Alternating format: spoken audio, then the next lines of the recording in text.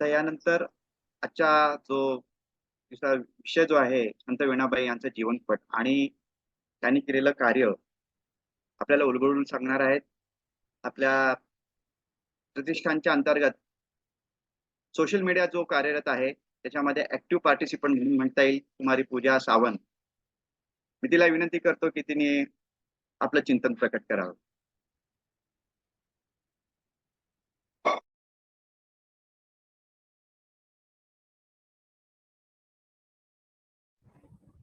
आवाज येतोय माझा? हो, येतोय.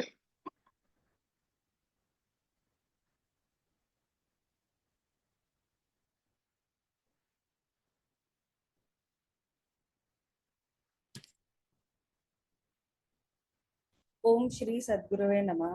ओम श्री परमात्मने नमः.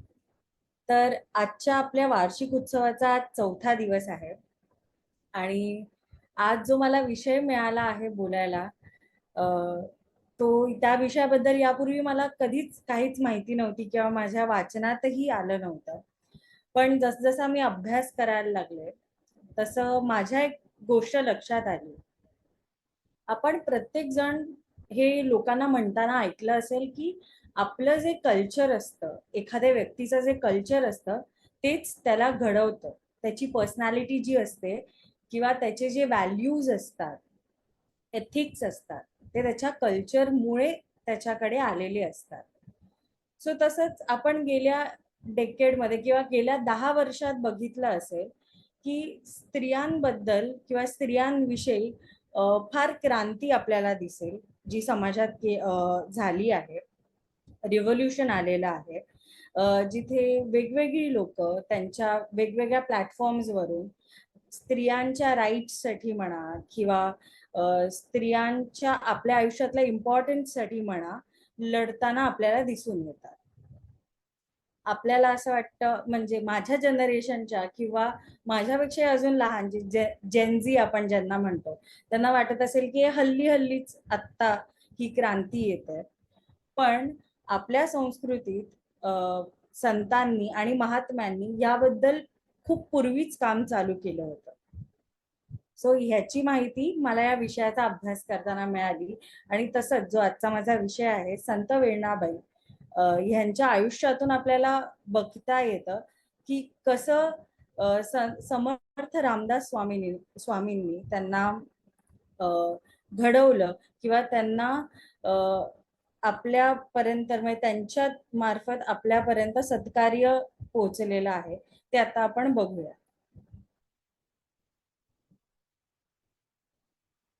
तर संत वेणाबाई ज्या होत्या त्यांचा मूळचा जन्म आहे मिरजचा. त्या मिरजमध्ये देशपांड्यांच्या कन्या होत्या आणि त्या काळी आपल्याला माहितीच असेल 16व्या शतकात लहानपणीच मुलींची लग्न करून दिली जायची. सो तसंच वेणाबाईंचं लहानपणीच लग्न झालेलं होतं आणि त्या लग्न करून कोल्हापुरात गेल्या होत्या राहायला. पण काही गोष्टींमुळे आणि काही अनफॉर्च्युनेट इव्हेंट्समुळे पूजा पीपीटी प्रेझेंट होत नाहीये आणि फुल स्क्रीन नाही दिसत. नाही दिसत आहे का? नाही, प्रेझेंट नाही होते, म्हणजे पुढचे स्लाइड येत नाहीये. आता दिसतंय?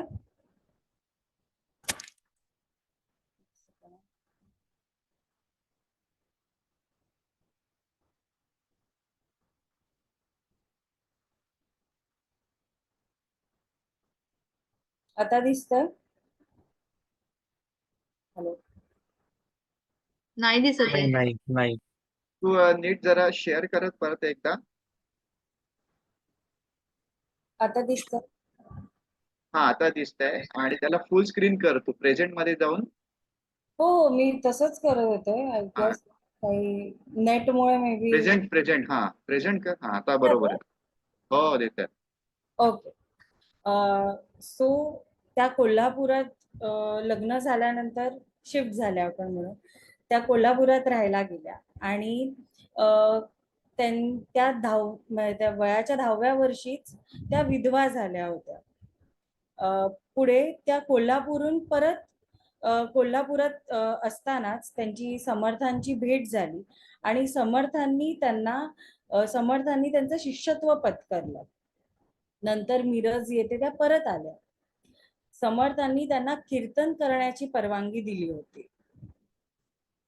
सो त्या तेव्हा कीर्तन देखील करायच्या. पण समाजात आपण त्या काळी 16व्या शतकात एखाद्या विधवा बाईने कीर्तन करणं हे फारच आपण म्हणू समाजाला हे मान्य नव्हतं आणि त्यांना त्याच्यामुळे फार त्रासही झाला. आता त्या मेडिवल टाइम मध्ये अशा सगळ्या परिस्थितीत जेव्हा एखादी व्यक्ती काहीतरी क्रांती घडवून आणण्याचा प्रयत्न करत असेल किंवा एखादं रेव्होल्युशन आणण्याचा प्रयत्न करत असेल, आपण तर आता सुद्धा आपल्या ऑफिसमध्ये म्हणा, आपल्या सोसायटीत म्हणा, आजूबाजूला देखील समाजात आपल्याला काही रेव्होल्युशन आणायचं असेल, काही बदल आणायचा असेल तर आपल्यावर टीका करणारे, आपल्याला नकारात्मक ऊर्जा देणारे अजूनही मिळतात. त्या काळी सर्वच संतांची आपण ही गोष्ट ऐकलीच आहे. त्यांनी जिथे जिथे सत्कार्य करायला ते बघत होते, तिथे तिथे समाजाने, त्यांच्या आजूबाजूच्या लोकांनी त्यांना कधीच सपोर्ट केला नाही. आणि तशीच काहीशी गोष्ट समर्थ रामदास स्वामींच्या बाबतीत देखील झाली. समर्थांचं मिरज आणि कोल्हापूर दोन्ही ठिकाणी ते प्रवास करायचे. दोन्ही ठिकाणी त्यांची कीर्तनं व्हायची आणि संत वेणाबाई नेहमी त्या दोन्ही ठिकाणी कीर्तनाला असायच्या समर्थांच्या. तसंच आता असं मी तुम्हाला सांगितलं की त्यांना फार विरोध होता. तर विरोध कशामुळे होता? त्यांनी स्त्रिया जशा की वेणाबाई, अक्काबाई, अंबिकाबाई या स्त्रियांना अभ्यासासाठी प्रवृत्त केलं होतं. त्या काळी जर आपण बघू लोकांची मेंटॅलिटी काय असेल, लहानपणीच मुलींची लग्न लावून देत होती. तर त्यांच्यासाठी मुलींचं शिक्षण किंवा मुलींना ज्ञान असणं किंवा त्यांनी बाहेर घराच्या पडून काही कार्य करणं कुठच्याही प्रकारचं, हे किती आपण काय म्हणू, किती त्यांच्यासाठी अगेन्स्ट देअर कल्चर असं वाटायचं. पण त्या काळी ही क्रांती समर्थ रामदास स्वामींनी घडवून आणली. त्यांनी या स्त्रियांना अभ्यास करायला प्रवृत्त केलं. परत त्यांच्यापैकी कित्येकांना मठपती देखील बनवलं. आणि आपल्या आजूबाजूला आपण आजही बघू, जर एखाद्या स्त्रीला आपण कॉर्पोरेट्स मध्येही लोकांना म्हणताना ऐकलं आहे किंवा बोलताना ऐकलंय की एखादी स्त्री जेव्हा वरच्या लेवलवर असते, सीईओ म्हणा किंवा वरच्या पोझिशन वरती जाते, ती जसं जसं वरच्या पोझिशन्स वरती जाते किंवा तिला जसं सक्सेस मिळत जातं तसं आजूबाजूची जी मंडळी असतात त्यांच्या काही ना काही टीका असतातच. तसंच समर्थ रामदास स्वामींवरती आणि वेणाबाईंवरती कित्येक लोकांनी टीका केली, त्यांना नावं ठेवली आणि त्यांची म्हणजे परवानगीच नव्हती की वेणाबाईंनी कीर्तन करावं. असं फार फार विलक्षण असं आजूबाजूला एन्व्हायरमेंट असताना, विरोध असताना इतर लोकांचा, वेणाबाई आणि समर्थ रामदास स्वामींनी तरीही कधीच कोणाला काही ते बोलले नाही.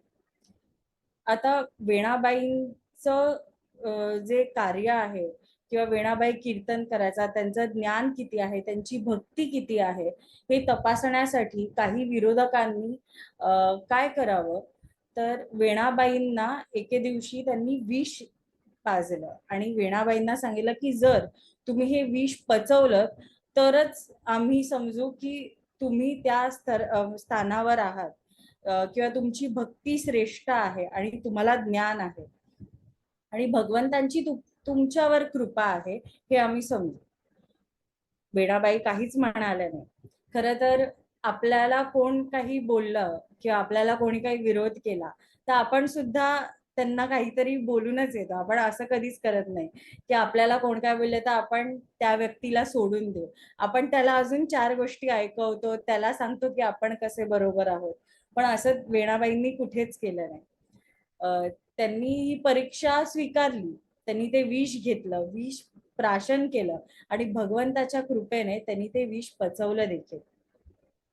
असं झाल्यावर आजूबाजूच्या लोकांना, ज्यांनी ही परीक्षा त्यांची घेतली होती, त्यांच्या लक्षात आलं की नाही, आपण चुकलो आहोत, आपली चूक झाली आहे, ह्या आपल्यापेक्षा खूप मोठ्या अधिकाराच्या आहेत आणि आपण असं नव्हतं केलं पाहिजे. आणि त्यांनी क्षमाही मागितली वीणाबाईंची. खरं तर आपल्यापैकी कोणालाही, घरात असू दे, आपल्या मित्रमंडळीत असू दे किंवा ऑफिसच्या ठिकाणी असू दे, कोणी आपल्याबद्दल म्हणजे विथ कॉन्शियस माइंड किंवा अनकॉन्शियस माइंड, हेतू निर्हेतू काही आपल्या बाबतीत गैर वागले असतील किंवा आपल्याला दुखावलं असेल, तर आपण लगेच कोणाला माफ नाही करत. आपण त्यांची ऐकूया तोंडावर म्हणू की मी तुला माफ केलंय, पण मनात नेमकी ती अडी असेल आपल्या, की नाही, ह्यांनी ना माझ्यासोबत असं केलं होतं, मला हा असं बोललेला. पण संत वीणाबाईंकडून किती शिकायला मिळतं आपल्याला. त्यांनी इतक्या निर्मळ मनाने त्यांना माफही करून टाकलं आणि त्यांनी त्यांचं कार्य पुढे तसंच चालू ठेवलं. किती मोठं मन असेल त्यांचं, की आपल्या गुरूंवरती आज जर मी विचार करे की जर गुरुजींना कोण काही बोललं तर मला सहन होईल का, तर नाही सहन होणार. पण तरी त्यांनी त्या तेवढ्या अवेअर होत्या की ह्या लोकांना ज्ञान नाही आहे म्हणून हे बोलत आहेत, आणि त्यांनी मोठ्या मनाने त्यांना माफ केलं. क्षमाशीलता सगळ्यांमध्येच असते असं नाही, की गुरूंनी त्यांना शिकवली होती की आपल्या अंतःकरणात नेहमी इतरांबाबतीत क्षमाशीलता असावी, आपण इतरांना माफ करून टाकावं. कारण का, जसं मी मगाशी म्हणाले, प्रत्येकाला या गोष्टीचं ज्ञान नसतंच आणि आपण सत्कार्यात आहोत ते आपल्या श्री गुरूंमुळे आहोत. म्हणून आपल्याला जे श्री गुरूंनी शिकवलं आहे ते नेहमी लक्षात ठेवलं पाहिजे. समर्पण आणि सेवा. आता संत वीणाबाईंना बाहेरून जरी किती त्यावेळेला विरोध होता, तरी एक गोष्ट म्हणजे त्या काळी खूप अप्रिशिएट करण्यासारखी होती, की त्यांचे आई वडील जे होते ते समर्थांचे अनुगृहीत होते आणि त्यांचे सासू सासरे जे होते ते एकनाथ महाराजांचे अनुगृहीत होते. सो त्याच्यामुळे त्यांना घरून कीर्तनासाठी काहीच विरोध नव्हता आणि त्यामुळे त्यांनी कार्य तसंच पुढे ठेवलं. परंतु एक जसं प्रत्येकाच्या बाबतीत एक आपली ग्रोथ असते, ती ग्रोथ होण्यासाठी आपल्याला अजून जास्त कार्य करावं लागतं. त्याच्यासाठी आपले श्री गुरु नेहमी आपली परीक्षा घेतात. जसं आपल्यापैकी कित्येक जणांना गुरुजींनी वेगवेगळ्या जबाबदाऱ्या दिल्या होत्या किंवा वेगवेगळ्या जबाबदाऱ्या आजही देतात. ते तर खरं म्हणजे आपली पोटेन्शियल कधी कधी आपल्यालाही माहिती नसते, पण आपले ऑफिस मधले बॉस म्हणा, जर ते आपले गुरु असतील, आपले घरातले गुरु म्हणा किंवा आपले शाळेतले कॉलेजमधले, ज्यांना आपल्यात काही गुण दिसतात ते आपल्याला नेहमी प्रोत्साहन देतात आपल्या ज्या बाउंड्रीज असतात त्या पार करून पुढे जाण्यासाठी, सो दॅट आपण आपल्यातल्या ज्या क्वालिटीज असतील त्या अजून इतरांनाही दिसतील, त्या डेव्हलप होतील आणि आपण ऍज अ पर्सनॅलिटी किंवा ऍज अ व्यक्तिमत्व म्हणून इतरांसमोर नीट खुलून येऊ म्हणून. तसंच समर्थ रामदास स्वामी दरवर्षी रामनवमीच्या वेळेला, रामनवमीचा खूप मोठा उत्सव असायचा, त्यावेळेला कुठच्या तरी एक पोटेन्शियल शिष्यावरती विश्वास ठेवायचे आणि त्यांच्यावरती अख्खी उत्सवाची जबाबदारी सोपवून द्यायचे. तशा त्यावेळेला फारच अर्ली स्टेजमध्ये जसं वीणाबाईंना खूप रिजेक्शन आणि हा सगळा त्रास सहन करावा लागलेला, तशा त्या नवीनच होत्या. म्हणून समर्थ रामदास स्वामींनी त्यांच्यावरती जबाबदारी सोपवली त्यावेळेला, की रामनवमीचा जो त्या वर्षीचा उत्सव होता त्याची पूर्ण आयोजन करण्याची जी जबाबदारी होती त्याच्यासाठी वीणाबाईंची निवड केलेली त्यांनी. आता समर्थ रामदास स्वामींना माहिती होतं की वीणाबाईंमध्ये फार छान लिडरशिप क्वालिटीज आहेत आणि त्या इतरांना सुद्धा प्रवृत्त करू शकतात चांगलं काम करण्यासाठी, म्हणून मुद्दामून त्यांनी ही जबाबदारी त्यांच्यावरती सोपवलेली, इवन दो त्या फार अर्ली स्टेजमध्ये स्वामींकडे आल्या होत्या तरी. आता आपल्यावरती एखादी जबाबदारी सोपवली श्री गुरूंनी, तर आपण तर नक्कीच म्हणजे आता त्यांनी एवढा विश्वास ठेवलाय आपल्यावरती, तर आपण त्यांच्या विश्वासाला तडा जाऊ नये म्हणून किती प्रयत्न केले असतील हे आपल्याला वेणाबाईंकडून शिकायला मिळतं. म्हणजे त्यांनी अक्षरशः त्या उत्सवासाठी लागणाऱ्या चटण्या, लोणची, धान्य इत्यादी छोट्या छोट्या सामग्रींपासून पण ते मोठ्या गोष्टींपर्यंत नीट आयोजन केलं होतं आणि खूप जोरात त्यांची तयारी चालू होती. त्यावेळेला समर्थ रामदास स्वामी त्यांच्या काही शिष्यांसोबत भिक्षा घेण्यासाठी घरोघरी जायचे. ती भिक्षा घेऊन आल्यावरती ती परत आपण म्हणू जसं सेग्रिगेट करावं लागायचं, की हे एका प्रकारचं धान्य इकडे तर ह्या प्रकारचं धान्य तिकडे, अशी ती भिक्षा सेग्रिगेट करावी लागायची. सो त्या सेग्रिगेशनच्या कामापासून त्या स्वतः फार कटाक्षाने सगळीकडे लक्ष द्यायच्या. आता आपण एखादं छान काम करत असू, आपल्याला कोणी एखादी जबाबदारी दिली असेल, घरी म्हणा, ऑफिसमध्ये म्हणा किंवा आपल्या श्री गुरूंनी आपल्याला काही जबाबदारी दिली असेल आणि आपण ते काम करत असू, तर आपल्या प्रत्येकाला वाटतं की अरे थोडं अप्रिसिएशन मिळालं पाहिजे ज्या कामाचं करतोय. मग आपल्या ऑफिसमध्ये सुद्धा जरी आपल्याला आपण कितीही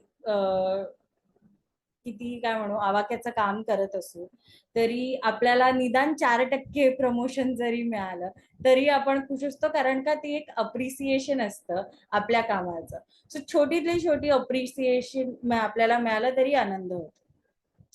तर आता आपण तर नॉर्मल लोक आहोत, ते श्रीरामांसाठी त्या उत्सवाची तयारी करत होत्या.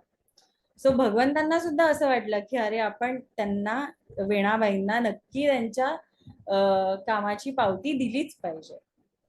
पण ऐन वेळी जसं आपण एखादं चांगलं काम करत असतो, काही ना काहीतरी प्रॉब्लेम्स येतातच आणि भगवंत आपली परीक्षा घेतातच. तसंच 15 दिवसांपूर्वी आता उत्सवाला 15 दिवस असतील, त्याच्या अगोदर वेणाबाई प्रचंड आजारी पडल्या आणि इतक्या आजारी पडल्या की त्यांना उठताही येत नव्हतं, चालता येत नव्हतं. कशा बशा त्या लोकांच्या मदतीने मंदिरात कशा बशा त्या पोचायच्या कामासाठी आणि इतकी त्यांची काय म्हणतो स्थिती इतकी खराब होती की त्या खांबाला मंदिरातल्या पकडून पकडून चालायच्या आणि हे तिकडच्या श्रीराम मंदिरातल्या श्रीरामांना बघूनच डोळ्यात पाणी आलं की ह्या इतक्या चिकाटीने उत्साहाची तयारी करत आहेत.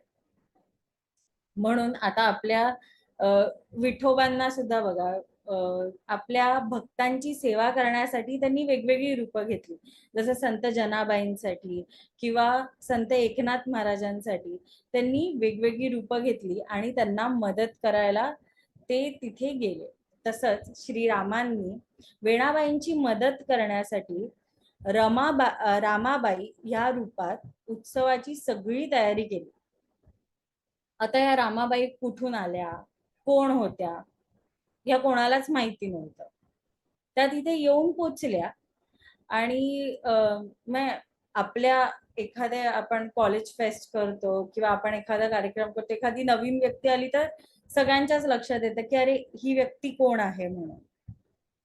तसंच वेणाबाईंच्या सुद्धा लक्षात आलं की अरे ही व्यक्ती कोण आहे म्हणून त्यांनी विचारलं की आपण कोण आहात. तर श्रीरामांनी सांगितलं की मला समर्थ रामदास स्वामींनी पाठवलेलं आहे आणि मी 32 शिराळावरून आले आहे तुमच्या मदतीसाठी. आणि मग वेणाबाईंना वाटलं की अरे पाठवलं असेल समर्थांनी आपल्या मदतीसाठी, म्हणून रामाबाईंची मदत त्यांनी स्वीकारली. रामाबाईंनी सगळी कामं नीट पार पाडली, सगळी म्हणजे अगदी सगळी. आणि थोड्या वेळाने काही दिवसांनी जेव्हा रामदास स्वामी तिथे आले तेव्हा त्यांना ही सगळी हकीकत कळली जी वेणाबाईंनी त्यांना सांगितली. आणि मग रामदास स्वामींनी उलगडा केला की या नक्की रामाबाई कोण, आणि जसा रामाबाई कोण या गोष्टीचा उलगडा झाला तशा रामाबाई गायबही झाल्या, गुप्त झाल्या आणि कोणालाच कळलं नाही की त्या कुठून आल्या होत्या, कोण होत्या. तर असंच जेव्हा आपण जर एखादं काम मनापासून करत असू, अगदी आपली पूर्ण श्रद्धा असेल, डिटर्मिनेशन असेल एखादं काम करायला, तर भगवंत देखील आपल्या मदतीसाठी येतील. ह्याचं एक खूप सुंदर उदाहरण आहे की त्यांना इतकं किती भरून आलं असेल की आपल्या भक्ताने आपल्यासाठी एवढा उत्साहात त्या करत आहेत की मग मी येऊन तुला मदत करतो हा सगळा सोहळा पार पाडायला, म्हणून ते तिथे आहे. तसंच वीणाबाईंनी खूप साहित्यातही त्यांचं खूप मोठं योगदान आहे. त्यांनी वेगवेगळे ग्रंथ लिहिले आहेत रामायणावरती, पण त्याच्यातलं एक विशेष मेन्शन आपण म्हणू तसं करायचं झालं तर त्यांनी सीता स्वयंवर ह्याच्यावरती जो ग्रंथ लिहिलेला आहे तो खूप त्याला इम्पॉर्टन्स दिलं जातं. आता त्यांच्या पूर्वी किंवा त्यांच्या नंतर सुद्धा कित्येक लोकांनी सीता स्वयंवर या ह्याच्यावरती भाष्य केलेलं आहे, ग्रंथ लिहिलेले आहेत. पण एखादी जी स्त्री असते तिच्या आयुष्यातला हा किती मोठा क्षण आहे आणि त्याच्यातल्या बारीक बारीक गोष्टी त्यांनी खूप बारीक आणि मोठ्या गोष्टी त्यांनी खूप छान वर्णन करून लिहिल्या आहेत. म्हणूनच ते वाचताना अख्खं चित्र आपल्या डोळ्यासमोर उभं राहतं. सो म्हणून वीणाबाईंनी जे सीता स्वयंवर ह्याच्यावरती जो ग्रंथ लिहिला आहे त्याला फार इम्पॉर्टन्स दिला जातो. त्यांची आजही समाधी सज्जनगडावरती आहे आणि त्यांनी पुढे जाऊन खूप कार्य केलं. आणि आपण म्हणजे बघू तर एक वयाच्या 10व्या वर्षी एवढी मोठी गोष्ट आपल्या आयुष्यात झाल्यानंतर समाजात विरोध असताना सुद्धा जे बाकी कोणीही करत नाही आहे ती गोष्ट करण्यासाठी केवढं मोठं काय म्हणतात एक सहाय्य लागतं किंवा एक करेज लागतं ते त्यांच्याकडे होतं. आता आज साधं आपल्या म्हणजे आम्हाला सगळ्यांना जे जे वक्ते बोलणार आहेत त्या प्रत्येक वक्त्याला एक एक विषय दिला आहे. ते जे बाकीचे सगळे करत नाहीयेत ते आम्ही करत आहोत, पण ते करताना एक करेज जे लागतं की एखादी गोष्ट करताना की आपण ह्या गोष्टीची जबाबदारी घेऊया आणि ही गोष्ट करूया, त्यासाठी त्या प्रोसेस मधून जाण्यासाठी जे एक करेज लागतं, जे डिटर्मिनेशन लागतं ते आपल्याला श्री गुरूंकडूनच येतं की श्री गुरूंनीच हे डिटर्मिनेशन आणि हे करेज आपल्या शिष्यांना दिलेलं असतं. त्याच्या थ्रूच आपण पुढे जातो. अशा वेळेला मी एक आता पुढे जे सांगणार आहे ते म्हणजे की श्री गुरु जे असतात त्यांचं महत्व आपल्या आयुष्यात किती इम्पॉर्टंट आहे ते सांगण्यासाठी वीणाबाईंनी एक अभंग लिहिलेला आहे, तो म्हणजे आम्ही स्वामींचे अंकित. त्या अभंगाचे मी एक ओव्हरऑल 5 पॉइंट्स मध्ये समरी काढली होती, मी तुम्हाला ती एक्सप्लेन करते. पहिलं म्हणजे की सद्गुरू हेच आपली प्रेमाची नाव आहे. आता आपल्यापैकी कित्येक जणांनी ऐकलं असेल की सायकोलॉजिस्ट असतात, काउन्सिलर असतात ज्यांच्याकडे लोक जातात, ज्यांना मानसिक त्रास असतील, ज्यांना डिप्रेशन आलं असेल, एन्झायटी आली असेल किंवा आपले विचार सुद्धा क्लिअर नसतील तरी ते जातात. आता हे काउन्सिलर किंवा सायकोलॉजिस्ट काय करतात बरं, तर ते त्यांच्या शब्दांनी त्यांना माहिती असतं की आपण कसं या व्यक्तीशी बोललं पाहिजे, कसं या व्यक्तीला गाईड केलं पाहिजे. ह्या ज्या चक्रव्यूहात ते अडकले आहेत इमोशनली किंवा मेंटली, ह्याच्यातून बाहेर पडण्यासाठी ते मार्ग दाखवतात. आणि ते कशा थ्रू दाखवतात, त्यांच्या शब्दां थ्रू दाखवतात. तसंच सद्गुरू आपल्याला हा जो मायासागर आहे ज्याच्यात आपण अडकलो आहोत वेगवेगळ्या गोष्टींमध्ये, मग त्या पर्सनल असतील, सोशल असतील, आणि वेगवेगळ्या ॲज इन पैसा म्हणा किंवा पॉवर म्हणा, अशा या सगळ्या मटेरियलिस्टिक गोष्टींमध्ये आपण जिथे अडकलेलो असतो त्याच्यातून जे श्री गुरूंचे प्रेमाचे बोल जे असतात, प्रेमाचे शब्द जे असतात तेच आपल्याला तारून नेतात. आता हे प्रेमाचे शब्द म्हणजे नक्की काय? प्रेमाचे शब्द म्हणजे गुरुजी जे आपल्याला ज्ञान रूपात देतात.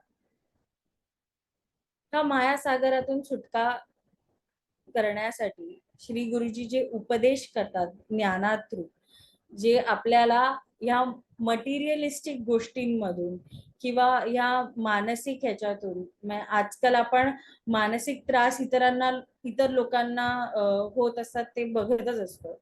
आपण सगळेच मेंटली खूप स्ट्रेस मध्ये असतो, आपल्याला लगेच राग येतो, आपल्याला कोण काही बोलले की गोष्टी लागतात, वेगवेगळ्या लोकांना वेगवेगळे मानसिक आजार असतात.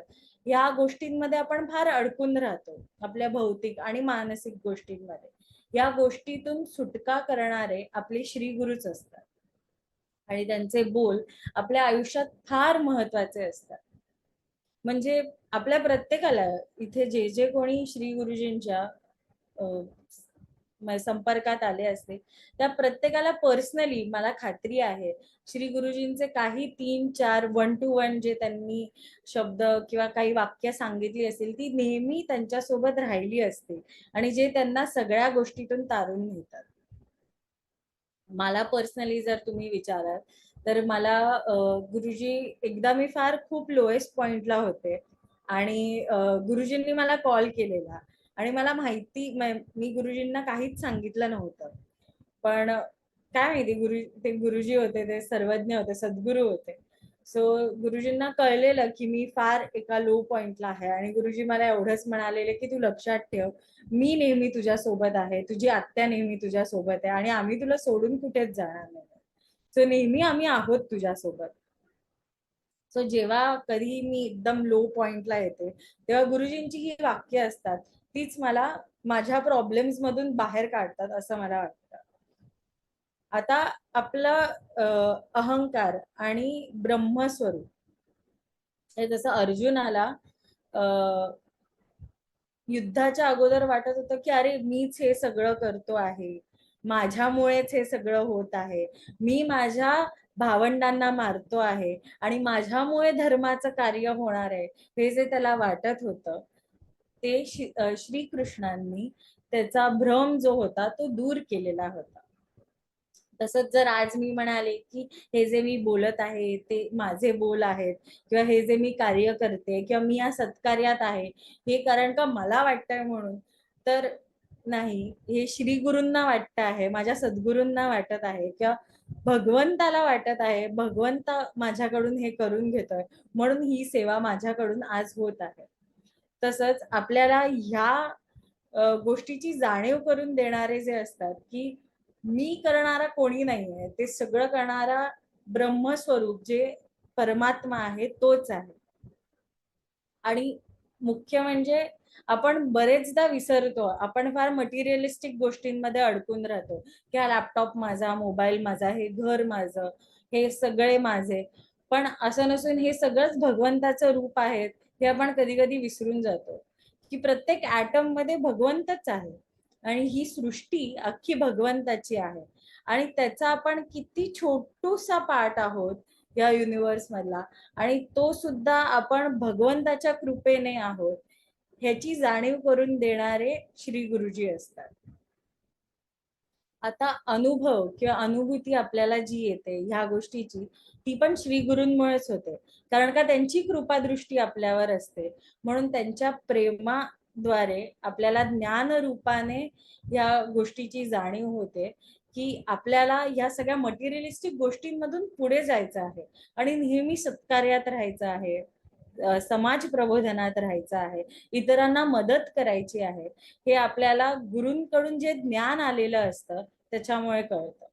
आणि परत आपली जबाबदारी काय असते की आता मला माझ्या गुरूंकडून आलेलं आहे तर मी हे माझ्याचकडे ठेवावं का, तर नाही, मी हे माझ्याकडे जे चांगलं आहे ते इतरांना द्यावं आणि इतरांकडून काही शिकण्यासारखं असेल तर ते शिकावं. त्याचप्रमाणे ह्या अभंगात सुद्धा संत वेणाबाई म्हणतात की आता हे जे ज्ञान मला श्री गुरूंकडून आलं आहे हे परत सेवा म्हणून श्री रामचंद्रांच्या चरणी मी अर्पण करते. तसंच आपल्याला जे ज्ञान आपल्या सद्गुरूंकडून आलेलं असतं तेच आपण इतरांना द्यावं, हीच भगवंताची सेवा असते.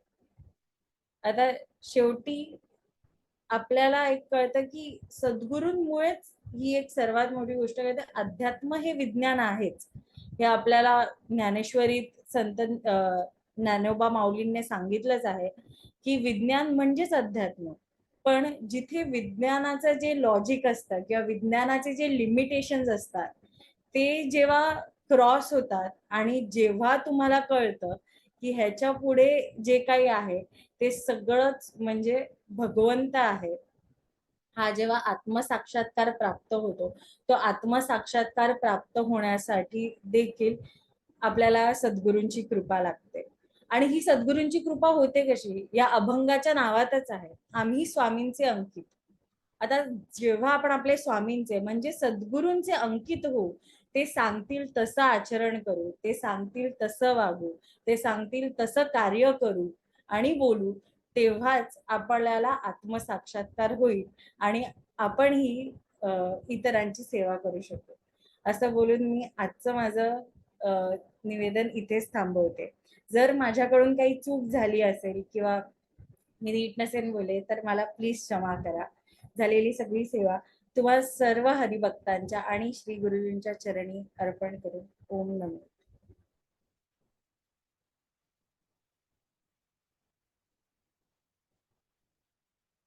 छान, एकदम मुद्देसूद सगळे आणि वेळेत हा विषय पूर्ण केलाय पूजाने. रामदास स्वामींनी म्हटलंय की आपणासी जे ठावे ते इतरांशी सांगावे, शहाणे करून सोडावे सकळ जन. त्यामुळे अशा पद्धतीने आज पूजाने आम्हाला आज फार तिच्या चिंतनातून थोडंसं शहाणं केलं आणि सद्गुरूंचं कार्य पुढे कसं चालवावं याची प्रेरणा दिली. आता या शेवटी मी नेहमीप्रमाणे आपणताईंना विनंती करतो की त्यांनी आजच्या कार्यक्रमाचा समारोप करावा.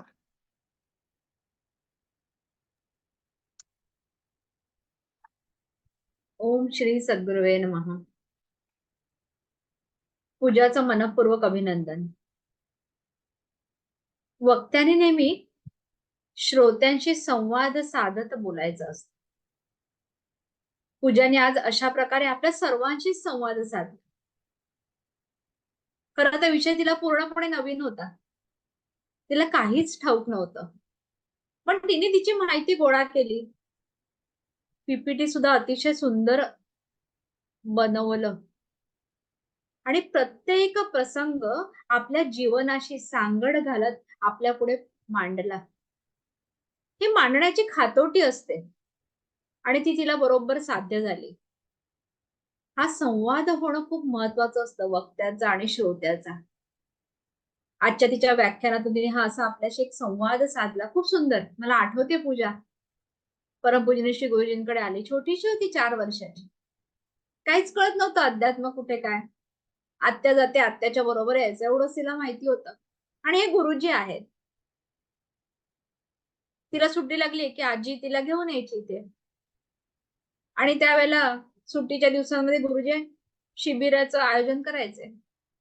की लहान मुलं एकीकडे त्यांना काही शिकवलं जायचं, स्तोत्र शिकवणं, अभंग शिकवणं आणि मोठ्यांची पण वेगवेगळी सत्र चालू असायची. त्यामध्ये ही लहान मुलं, आता उद्या संकेतही बोलणार आहे, रमा आहे, पूजा आहे, अजूनही काही आपले हरिभक्त होते जे लहान वयोगटातले होते. असेच गुरुजींबरोबर राहून सगळ्यांचं ऐकून ऐकून शिकत गेली. नंतर पूजा साधारण 4थीत गेली असेल आणि गुरुजींनी तिला पहिल्यांदा शिबिरात सांगितलं, पूजा तुला सुद्धा एका विषयावर बोलायचंय ना, फार नाही 10 मिनिटं. त्या 4थीतली मुलगी, तिला प्रश्न पडला आपण कसं बोलणार. आणि गुरुजींनी तिला विषय दिला डेबूजी. मला अजून आठवते तिच्याच पुस्तकातच, मराठीच्या पुस्तकात तिच्या गोष्टी होती. पूजा कॉन्व्हेंट मधली आहे. मराठीच्या पुस्तकात तिचा तो धडा होता डेबूजी. गुरुजी म्हणायचे डेबूजीचीच गोष्ट सांग ना. डेबूजी कसे होते, म्हणजेच संत गाडगे बाबा. गुरुजींनी शिकवलं तिला कसं सांगायची गोष्ट आणि तिने तशीच ती गोष्ट वयाच्या 4थ्या म्हणजे 4थीत असताना सादर केली. तिने जे आता सांगितलं की आपल्या सद्गुरूंवर विश्वास असायला हवा. अध्यात्मात हीच सगळ्यात महत्वाची गोष्ट असते. सद्गुरूंवर असलेली नितांत श्रद्धाच आपल्याला या भवसागरातून, या जीवन जीवनातून तारून नेऊ शकते आणि कृतार्थता प्रदान करते. मात्र या श्रद्धेला कुठे जरा जरी छेद गेला तर मात्र हा सगळा अध्यात्माचा डोलारा कोसळून पडतो. म्हणून श्रीमद आद्य शंकराचार्यांनी सुद्धा सांगितलंय, श्रद्धा कशाला म्हणतात? शास्त्रस्य गुरुवाक्यस्य सत्यबुद्ध्यावधारणं. शास्त्र आणि गुरुवाक्य हे सत्य आणि सत्यच आहेत असं मानून त्याप्रमाणे जगणं म्हणजे श्रद्धा आहे. नुसतं सद्गुरूंची आरती करणं, त्यांची पूजा करणं, त्यांचे ग्रंथ वाचणं म्हणजे श्रद्धा नाही. त्यांचे वचन कितीही किंमत द्यावी लागली टोकाची तरी सुद्धा ती देऊन जगणं म्हणजे श्रद्धा असते. कल्याण स्वामींनी ती श्रद्धा जगून दाखवली. आणि आज जो विषय होता संत वेणाबाई त्यांनीही जगून दाखवले. आणि जो काळ, ज्या काळामध्ये त्या होऊन गेल्या तो काळ महत्वाचा आहे, तो विचारात घेऊ ना. आता एखाद्या स्त्रीने प्रवचन करणं, कीर्तन करणं खूप सहज आहे हो, आता करतातही. पण त्या काळी समाजामध्ये विधवा स्त्रियांना काय स्थिती होती त्यांची? घरातल्या कुठल्या तरी अंधाऱ्या कोनाड्यात त्या पडून राहायच्या.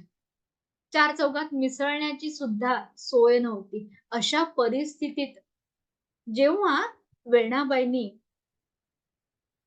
संत रामदास स्वामींचा अनुग्रह घेतला, त्यांना त्या वयातही कळलं की अनुग्रह घेणं म्हणजे काय. जेव्हा आपण सद्गुरूंचा अनुग्रह घेतो तेव्हा आपण स्वतःला त्यांना सोपवलेलं असतं. असे स्वतःला सोपवणं आहे ना, त्याला म्हणतात अंकित होणं. जेव्हा आपण सद्गुरूंचा अनुग्रह घेतो तेव्हा आपल्यावर काहीच अधिकार शिल्लक राहिलेला नसतो. आता आपल्यावर आपल्या सद्गुरूंचा अधिकार असतो. संत वेणाबाईंनी हा सूक्ष्म अर्थ जाणला आणि म्हणून कितीही संकट आले, कितीही अडचणी आल्या तरी त्या डगमगल्या नाही. कारण त्या जाणून होत्या की माझे सद्गुरू मला योग्य तेच सांगतील, तेच माझ्याकडनं करवून घेतील. आणि या श्रद्धेने एक सामान्य घरातल्या, लहानपणी तिला वेणाच म्हणत असतील, ती वेणा संत वेणाबाई झाल्या.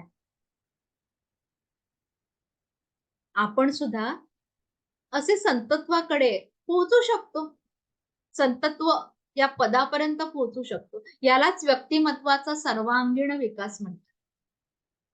आता आपण म्हणतो पर्सनॅलिटी डेव्हलपमेंट. ही व्यक्तिमत्व केवढं डेव्हलप होईल हो एखाद्याचं?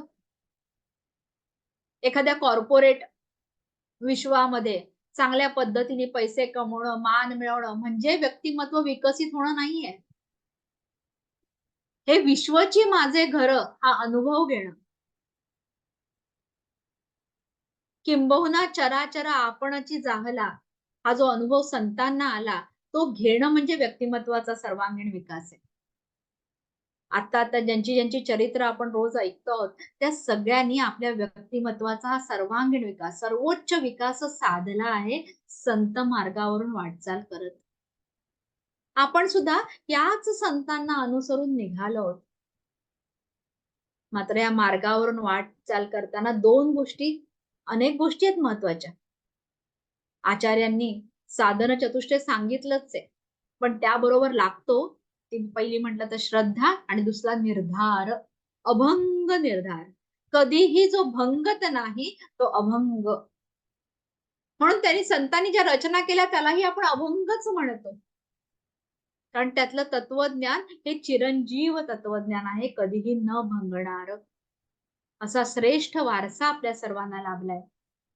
तर हा वारसा जपायचा आहे आणि पुढच्या पिढीपर्यंत घेऊन जायचं. आणि म्हणूनच आपण आपल्या या प्रतिष्ठानमध्ये जे तरुण कार्यकर्ते आहेत त्यांना आपण प्रोत्साहन देतोय की त्यांनी हे विषय मांडावेत.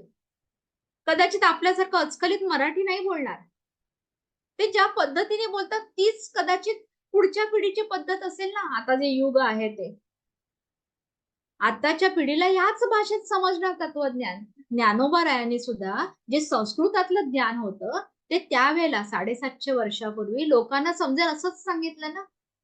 आज आपलीही तीच जबाबदारी आहे की माऊलींनी जे 750 वर्षापूर्वी सांगितलं ते आपण समजून घ्यायचं आणि आत्ताच्या पिढीला कुठल्या भाषेत कळेल त्या भाषेत सांगायचं. आणि तेच कार्य ही मुलं करतायत. म्हणून ते आपल्या सगळ्या तरुण पिढीचं मनःपूर्वक अभिनंदन. पूजाचं पुन्हा एकदा मनःपूर्वक अभिनंदन. पुढची सगळी सूत्र मंदार महाजन यांच्या.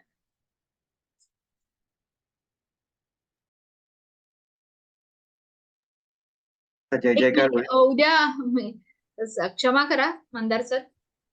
उद्याचे आपले वक्ते आहेत प्राध्यापक मंदार महाजन. तेच त्यांचं नाव कसं जाहीर करतील म्हणून ही जबाबदारी संस्थेच्या अध्यक्षा म्हणून माझी आहे. प्राध्यापक मंदार महाजन हे आपल्या संस्थेचे सचिव आहेत आणि खरं तर त्यांचा उद्याचा विषय हा आपल्या कार्यक्रम पत्रिकेत नव्हता, पण त्यांना तो आयत्या वेळेला देण्यात आलेला आहे. आताच पूजाने आपल्याला सांगितलं काय काय वेळेला गुरुजी परीक्षा घेत असतात. कदाचित मंदार सरांची परीक्षा असेल की त्यांना प्रोफेसर आहेत, प्रोफेसरांना कुठलाही विषय कधी दिला तरी तो मांडता आला पाहिजे. आणि ही सगळी जी तरुण मुलं आहेत सोशल मीडियातली ते सगळं त्यांच्याचकडनं गायडन्स घेत असतात. संकेतचे ते मेंटर आहेत मंदार महाजन. त्यामुळे उद्याचा जो विषय आहे संमिश्र विषय आहे, कारण उद्या श्री शुकमुनी यांची जयंती आहे आणि शैव संप्रदायातले, आता आपण सगळे वैष्णव संप्रदाय पाहत आलो, शैव संप्रदायातील एक महान महात्मे आपण ज्यांना म्हणू श्री बसवेश्वर यांचीही उद्या जयंती आहे. तर त्या दोघांचंही तत्वज्ञान उद्या प्राध्यापक मंदार महाजन मांडणार आहेत. तर उद्याही आपण सर्वांनी यावं आणि इतरांनाही आवाहन करावं ही विनंती. सर बोला. हा जय जयकार. मुला पुंडलिका वरदे हरी विठ्ठल श्री ज्ञानदेव तुकाराम पंढरीनाथ महाराज की जय. ज्ञानेश्वर महाराज की जय. ज्ञान स्वरूप श्री वेदव्यास नारायण महाराज की जय. जगद्गुरु श्रीमद आद्य शंकराचार्य महाराज की जय. विश्वगुरु श्री गोरक्षनाथ महाराज की जय. निवृत्ती ज्ञानदेव सोपान मुक्ताबाई एकनाथ नामदेव तुकाराम. निवृत्ती ज्ञानदेव सोपान मुक्ताबाई एकनाथ नामदेव तुकाराम. निवृत्ती ज्ञानदेव सोपान मुक्ताबाई एकनाथ नामदेव तुकाराम. पुंडलिका वरदे हरी विठ्ठल श्री ज्ञानदेव तुकाराम पंढरीनाथ महाराज की जय. ज्ञानेश्वर महाराज की जय. सब संतन की जय. आता विश्वात्मके देवे येणे वाग्यज्ञे तोषावे तोषोनी मज द्यावे पसाय दान हे जे खळांची व्यंकटी सांडो तया सत्कर्मी रती वाढो भूता परस्परे पडो मैत्र जीवांचे दुरितांचे तिमिर जावो विश्वस्वधर्म सूर्ये पाहो जो जे वांशील तो ते लाहो प्राणिजात वर्षत सकळ मंगळी ईश्वर निष्ठांची मांदियाळी अनवरत भूमंडळी भेट तू तया भूता चला कल्पतरूंचे आरव चेतना चिंतामणींचे गाव बोलते जे अर्णव पियुषांचे चंद्रमे जे अलांछन मार्तंड जे तापहीन ते सर्वाही सदा सज्जन सोय रे हो तू किंबहुना सर्व सुखी पूर्ण होऊनी तिही लोकी भजिजो आदि पुरुखी अखंडित आणि ग्रंथोपजीविये विशेषी लोकी इये दृष्टात दृष्ट विजये होवा वेजी येथ म्हणे श्री विश्वेश्वरावो हा होईल दान पसावो येणे वरे ज्ञान देवो सुखिया जाहला येणे वरे ज्ञान देवो सुखिया जाहला येणे वरे ज्ञान देवो सुखिया जाहला. ओ